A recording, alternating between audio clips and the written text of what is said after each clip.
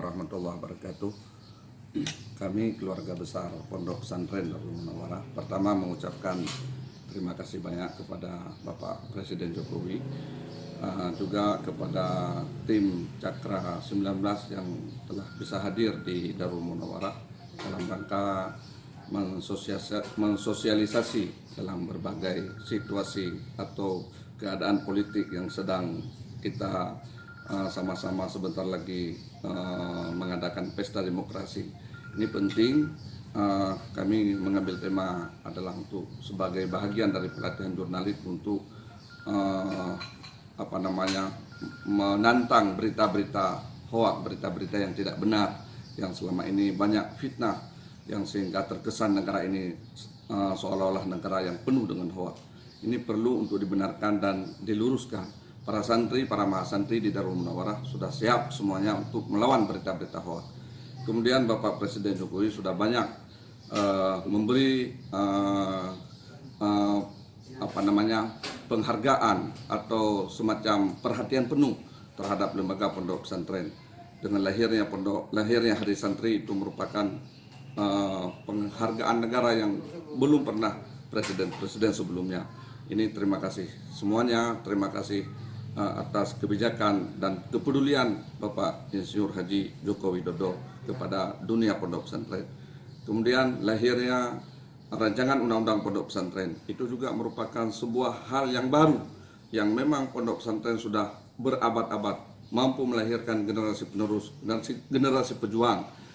Namun secara kenegaraan, secara legalitas yang diakui oleh negara, kita masih sangat tidak sesuai seperti yang diharapkan. Alhamdulillah, dalam beberapa tahun ini, rancangan undang-undang pondok pesantren yang insya Allah akan sebentar lagi menjadi undang-undang, ini merupakan pengakuan negara terhadap lembaga pesantren, yang sehingga pendidikan pesantren sama kedudukannya dengan pendidikan nasional lainnya.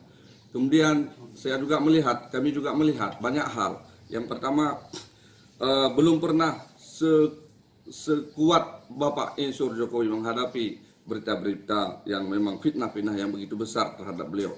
Tapi beliau tetap santun, sederhana dalam menyikapi persoalan itu. Itu merupakan hal yang paling positif.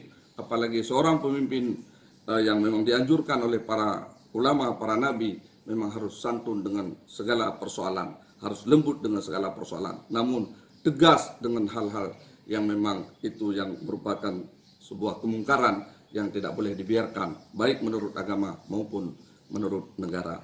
Kemudian juga kami melihat selama Bapak Presiden Jokowi kepedulian terhadap Aceh, ini luar biasa. Kalau presiden-presiden yang sebelumnya memang kita bisa hitung berapa kali beliau itu ke Aceh, tapi Presiden Jokowi lebih banyak berkunjung ke Aceh ketimbang kalau kita lihat ke daerah-daerah yang lain atau daerah-daerah yang memang yang seharusnya, yang sepatutnya yang harus dikunjungi. Tapi perhatian terhadap Aceh, mungkin Aceh baru selesai dari konflik, Aceh baru selesai dari tsunami, Aceh banyak hal-hal yang musibah yang harus diperbaiki. Ini perhatian beliau sangat khusus. Mungkin juga karena beliau pernah tinggal di Aceh, sudah mengetahui situasi Aceh yang sesungguhnya. Pernah tinggal di Benar Meriah, kurang lebih kalau saya dengar itu ada 2 tahun. Di Luk Semai juga pernah beliau. Jadi situasi Aceh memang sudah sangat memahami. Maka oleh karena demikian saya berharap pada seluruh warga pondok pesantren, khususnya karena saya komunitas pesantren, juga seluruh warga rakyat Aceh untuk bahu-membahu kita bantu supaya Bapak Presiden Jokowi itu bisa memimpin ke depan untuk periode yang akan datang. Karena tidak cukup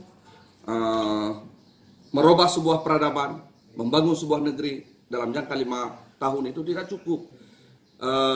Rasulullah dalam mengubah peradaban Arab perlu waktu sampai 23 tahun.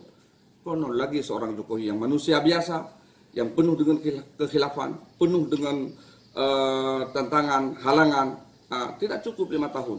Rasulullah dibimbing langsung oleh para malaikat, dibimbing oleh Allah, punya mukjizat, tapi beliau butuh waktu untuk berubah peradaban Arab sampai 23 tahun.